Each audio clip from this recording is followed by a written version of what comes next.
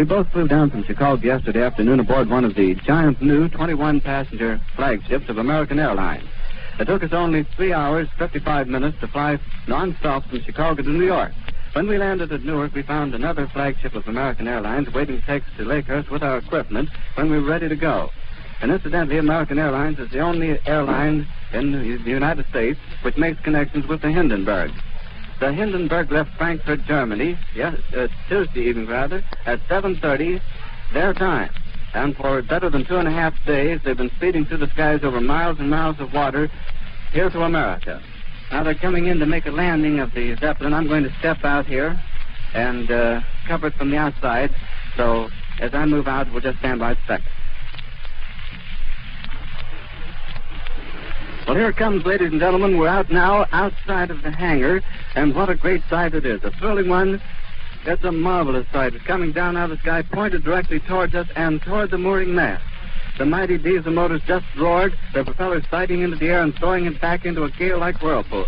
No wonder this great floating palace can travel through the air at such a speed with these powerful motors behind it.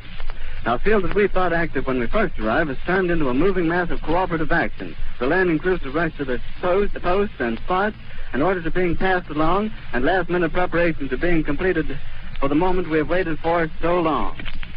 The ship is riding majestically toward us like some great feather, riding as though it was mighty proud of the place it's playing in the world's aviation. The ship is no doubt bustling with activity, as we can see. Orders are shouted to the crew. The passengers are probably lining the windows, looking down at the field ahead of them, getting their glimpse of the mooring mast. It's practically standing still now. They've dropped ropes out of the nose of the ship, and it's been taken a hold of down on the field by a number of men. It's starting to rain again. The rain had slacked up a little bit. The back motors of the ship are just holding it just enough to keep it from... It burst into flames. Get it, Charlie. It's crashing terrible. Oh, my, get out of the way, please. It's bursting into flames, and it's falling on the mooring mast, and all the folks agree that this is terrible. This is one of the worst catastrophes in the world. Oh, it's flames 400 or 500 feet into the sky. It's a terrific crash, ladies and gentlemen. The smoke and the flames now, and the frame is crashing to the ground, not quite to the mooring mast. All the humanity and all the passengers speeding around it. I can't talk to people. His friends are on there. I can't talk, ladies and gentlemen. Honest, it's just laying there, a massive smoking wreckage. And everybody can't hardly breathe and talk and screaming. Lady, I'm sorry. Honestly, I can hardly breathe. I'm going to step inside where I cannot see it. Charlie, that's terrible. Listen, folks, I'm going to have to stop for a minute because I've lost the voice. This is the worst thing I've ever witnessed. Ladies and gentlemen, I'm back again. I've sort of recovered from the terrific explosion and the terrific crash that occurred just as it was being pulled down to the mooring mast. The terrible amount of hydrogen gas in it just caused the tail surface broke into flame first. Then there was a terrific explosion, and that followed by the burning of the nose and the crashing nose into the ground, and everybody tearing back at breakneck speed to get out from underneath it because it was over the people at the time it burst into flames. Now, whether it fell on the people who were witnessing it, we do not know. But as it exploded, they rushed back, and now it's smoking a terrific black smoke floating up into the sky. The flames are still leaping maybe 30, 40 feet from the ground, the entire 811 feet length of it.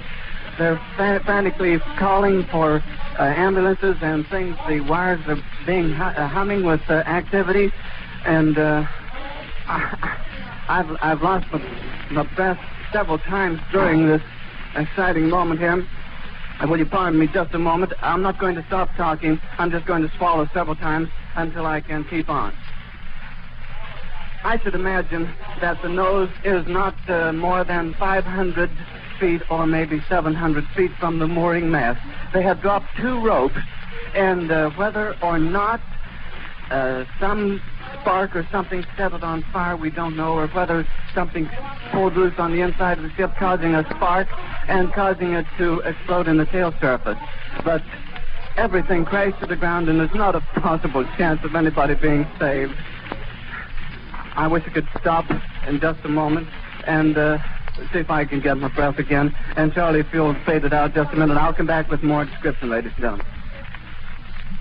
Ladies and gentlemen, I'm back again. I raced down to the burning ship, and just as I walked up to the ship, climbed over the picket line, I met a man coming out, dazed. He couldn't find his way. I grabbed a hold of him. It's Philip Mangone, A-N-G-O-N-E, of New York. Philip Mangone. He's burned terribly in the hands, and he's burned terribly in the face. His eyebrows and all his hair is burned off, but he's walking and talking plainly and distinctly, and he told me he jumped. He jumped with other passengers. Now, there's a Mr. Spay. It sounds like Spay. We're not sure of it. And he also got out. Now, it is my sincere hope the majority of the passengers jumped when it came close to the ground, according to what Mr. Mangone told me.